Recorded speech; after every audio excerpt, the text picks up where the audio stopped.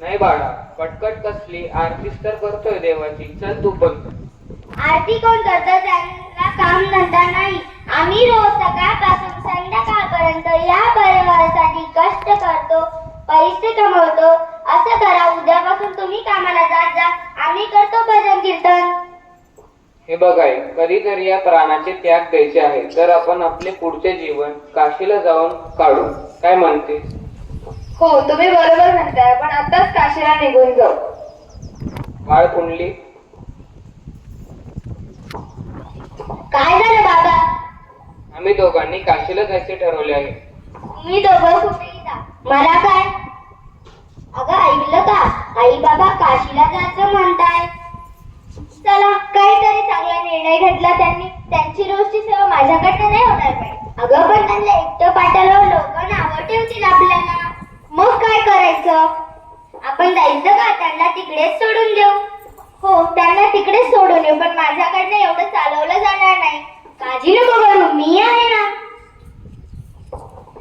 पुंडलिकचा परिवार काशीला जायला निघतो. रस्त्यात त्यांना सायंकाळ होते.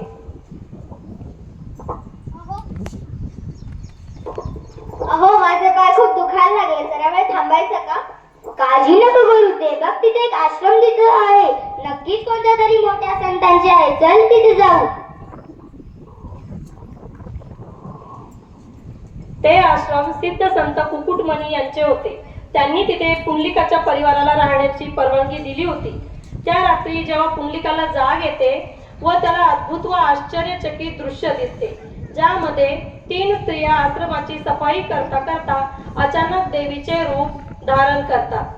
सुरुवातीला पुंडलिक त्यांना घाबरतो, परंतु नंतर तो हिम्मत करून त्यांना त्यांच्या ओळखीबद्दल विचारतो. देवी, तुम्ही कोण आहात? अचानक तुम्ही इतक्या सुंदर कस काय झालात? आम्ही तिघी 3 नद्या आहोत. मी गंगा, ही यमुना आणि ती सरस्वती. आम्ही इथे रोज येऊन या आश्रमाची साफसफाई करतो, तसेच ऋषी कुकुटमणीची सेवाही करतो. तुम्ही इतक्या पवित्र असताना या इथे ऋषींची सेवा का करतात? त्यांच्यामध्ये अशी काय महानता आहे? हो, आम्ही पवित्र आहोत, पण कलियुगात इतके पाप वाढले आहे की आम्ही माणसांचे पाप धुता धुता आम्ही स्वतः अपवित्र झालो. म्हणून इथं ऋषींची सेवा करून पुन्हा पवित्र होतो. पुंडलिक आपल्या पापांचा विचार करत खूप नाराज होतो. तू पापी आहेस, दुष्ट आहेस. काय भेटत आहे तुला हे करून? माणसाचे जीवन पुन्हा पुन्हा येत नाही, त्यामुळे तू चांगले वाग व मिळालेल्या जीवनाचा सदुपयोग कर. पुंडलिक खूप भावुक होऊन विचार करू लागतो. तो म्हणतो, मी तर एवढे पाप केले आहे की ते क्षमा योग्य नाही. मी एक पापी आहे, मी खूप वाईट वागलो आहे. हे जीवन किती किमती आहे, पण आता मी काय करू की माझे पाप धुतले जातील? तुम्हीच मला आता मार्ग दाखवा. हे पुंडलिक, कृपया उठ. तुझे मानवी जीवन पूर्णत्वास गेले आहे. तू तुझ्या जीवनात आई वडिलांना खूप त्रास दिला आहे, तर आता वेळ आली आहे की तू त्यांची सेवा कर. आम्ही ऋषीची सेवा करतो कारण त्यांनी आई बाबांची व वैष्णवांची सेवा करून खूप पुण्य मिळवले आहे. आम्हाला वाटते की तू पण त्यांची सेवा करावी व काळजी घ्यावी.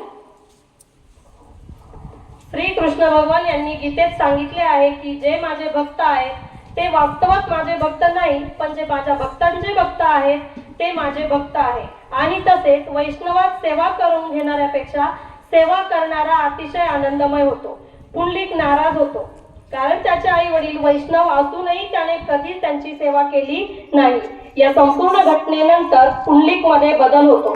तो चांगला भक्त बनतो, बायकोला पण सुधारण्यास सांगतो आणि तसेच चांगले वाग, आई वडिलांची सेवा करू, हे सगळ्या गोष्टी तो एकमेकांमध्ये बोलतो.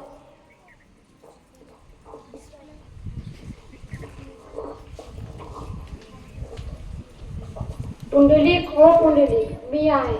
मी तुझा परमेश्वर तुला बघण्यासाठी आलो.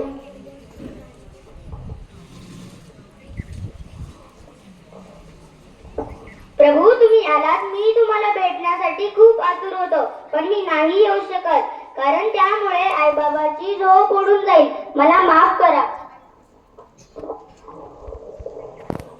काय हरकत नाही. तुला या वेळांची सेवा करताना बघून मला खूप आनंद झाला. तू माझा प्रेम भक्त आहेस.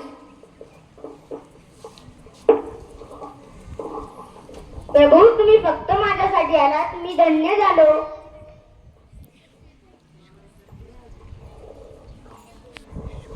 हो, तू धन्य झालास. मी सदैव भक्तांशी पाठीशी असतो. तुला काय हवं ते माग.